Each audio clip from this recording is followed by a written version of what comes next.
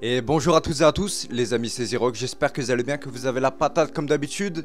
Aujourd'hui on se retrouve pour un nouveau thread d'horreur et on n'est pas là pour parler d'un mythe ou d'une légende, mais bien d'un thread réel et même un petit peu trop réel. Car aujourd'hui on va parler d'un truc qui arrive un petit peu trop souvent à mon goût malheureusement.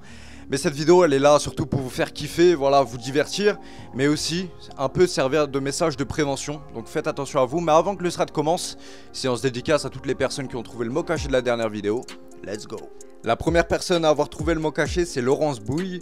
Ensuite, on a Raphaël Martipaquin, ASMR Fortnite, Nat comme d'habitude, Patricia Denio, BDR Faikon, d'ailleurs mon millième abonné, donc merci à tous ceux qui sont abonnés à cette chaîne, ça fait plaisir. Et j'ai eu le droit à un commentaire grave intéressant qui me demandait si on réunissait tous les mots qu'il y a dans les vidéos, est-ce que ça donnait une phrase? Et franchement, j'avais pas du tout pensé à ça, mais c'est grave une bonne idée et c'est peut-être quelque chose qui pourrait arriver très prochainement. Donc voilà. En tout cas, je vous embête pas plus et on se retrouve tout de suite pour le thread. Oh yeah. The governor has called a state of emergency. There are hundreds and hundreds of bodies lining the streets. Panic spread worldwide after a leaked report from... Je m'appelle Léa et cette histoire s'est passée il y a 2 ans, je n'avais seulement que 16 ans. Une amie que j'appellerais Romane voulait organiser une fête pour le 31 décembre. Elle m'invite et me demande si je peux amener quelqu'un avec moi, pour qu'on soit plus nombreux à cette fête. Malheureusement, peu de personnes à qui elle a proposé de venir ne sont disponibles, et donc on se retrouve qu'à 4 pour cette fameuse fête. Il y a donc mon ami Romane avec un de ses meilleurs amis qu'on appellera Pierre, et mon meilleur ami, que je renomme Jean pour l'histoire. J'arrive la première chez Romane, et puisque je suis arrivé avec plus d'1 heure d'avance, je décide de l'aider à tout installer. Pierre arrive le deuxième, puis enfin Jean. Il faut savoir que Jean connaissait déjà Romane car je lui avais déjà présenté et on avait déjà mangé plusieurs fois ensemble en ville. Par contre, Jean et moi, on ne connaissait absolument pas Pierre. La soirée commence et c'est assez gênant. On est peu, Pierre ne parle presque pas. Romane essaye de parler autant à Pierre qu'à nous et de nous faire discuter tous ensemble, mais rien n'y fait. En jouant, on a commencé à boire. Au début, quelques bières, puis on a commencé à prendre l'alcool que les parents de Romane gardent dans un placard. Il y avait du Jack et aussi un autre alcool fait à base de litchi. Je suis celle qui a bu le plus et aussi celle qui tenait le moins l'alcool. Et vers les coups de 3h ou 4h du matin, on décide d'aller se coucher. Je suis complètement ivre. Je ne marche pas droit, je ne sais même plus ce que je dis, mais je vais me coucher sans embrouille. Et Pierre me rejoint dans mon lit. Il faut savoir que Romane avait fait en sorte qu'on ait un matelas chacun. Alors il aurait dû se retrouver dans un autre matelas. Je suis trop ivre pour m'en rendre compte, alors je décide de ne pas partir. Romane et Jean sont eux aussi ivres et se couchent tranquillement, chacun sur un matelas. On est tous allongés et on continue à parler. Jusqu'à ce qu'à un moment, j'entends Pierre me chuchoter des choses à l'oreille. Encore aujourd'hui, je ne sais pas l'entièreté de cette phrase qu'il m'a chuchotée, mais j'ai très bien entendu le mot « préservatif ». Alors malgré que je suis loin d'être sobre, je lui dis non. Et j'essaie de le repousser, mais à ce moment-là, il se met à m'embrasser dans le cou et à me serrer fort contre lui. Je ne sais pas comment, mais j'y suis arrivé à me dégager et j'ai couru jusqu'aux toilettes. Dans les toilettes, il y avait un petit évier et je ne sais pas pourquoi, mais je me suis jeté de l'eau au visage pendant 5 bonnes minutes. Peut-être pour voir si c'était bien réel ce qui t'arrivait, hein, parce que c'est quand même chaud. Romane m'a rejoint directement car elle a cru que j'allais vomir et ne voulait pas me laisser seul. Je n'ai rien dit à Romane car au moment de retourner au matelas, mon esprit avait totalement oublié pourquoi je m'étais échappé. Nous sommes retournés au matelas. De là, j'ai aperçu Jean aller parler à Romane. Je n'ai pas compris pourquoi, mais quand ils sont revenus, Jean m'a expliqué que je devais rester entre le matelas de Romane et le sien, et ne surtout pas aller vers le matelas de Pierre car il ne fallait pas le déranger. Et très bon réflexe, hein. Si ça vous arrive, si ça arrive à quelqu'un de votre entourage, n'hésitez pas à faire pareil, hein, parce que ça peut y aller très loin. Pierre, lui, s'était endormi depuis un bon petit moment.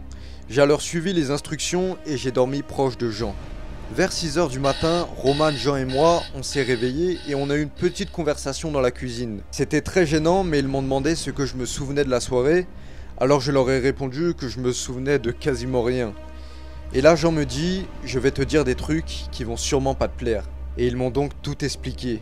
Que quand je suis parti en courant aux toilettes, Romane m'avait suivi, mais que Jean était resté dans la zone où il y avait tous les matelas et qu'il avait vu Pierre mettre un préservatif. Jean, ne comprenant pas, il avait fait semblant de dormir.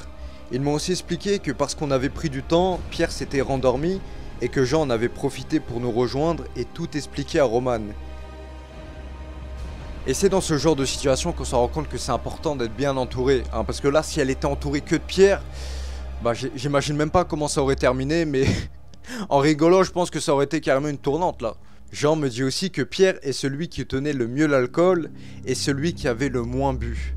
Donc ça se trouve qu'il avait prévu son coup depuis le début, tu vois, peut-être que oui, peut-être que non, je sais pas moi.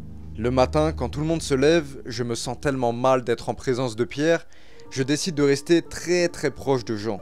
Malheureusement, Jean est le premier à partir car ses parents viennent le chercher car ils ont un repas de famille vers 13 h. Je me retrouve donc seul avec Roman et Pierre. Roman s'est absenté peut-être 1 ou 2 minutes le temps d'aller chercher un verre d'eau. Que Pierre passe déjà devant moi et me dit « Tu as l'air plus consciente que cette nuit ». Il me fait son sourire le plus tordu et me dit « Tu ne tiens pas trop l'alcool, mais on se plaint pas ». Bien qu'avant, je me disais qu'il devait être trop ivre pour discerner ce qu'il avait essayé de faire la veille. Après ces phrases, j'ai remis en doute tout ce à quoi je pensais. J'ai eu la peur de ma vie, mais heureusement Roman est revenu très vite. Mon père est venu me chercher quelques minutes plus tard et je n'ai jamais revu Pierre.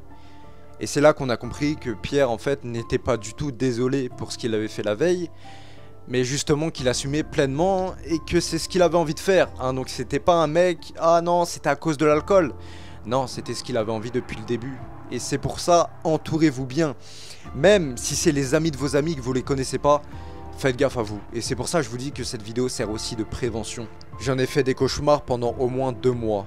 À chaque fois que je sentais le même parfum qu'il portait lors de cette soirée, je me sentais vraiment pas bien, à la limite de la crise d'angoisse. J'ai retrouvé la mémoire sur quelques moments, mais il y a encore beaucoup de flou sur cette soirée.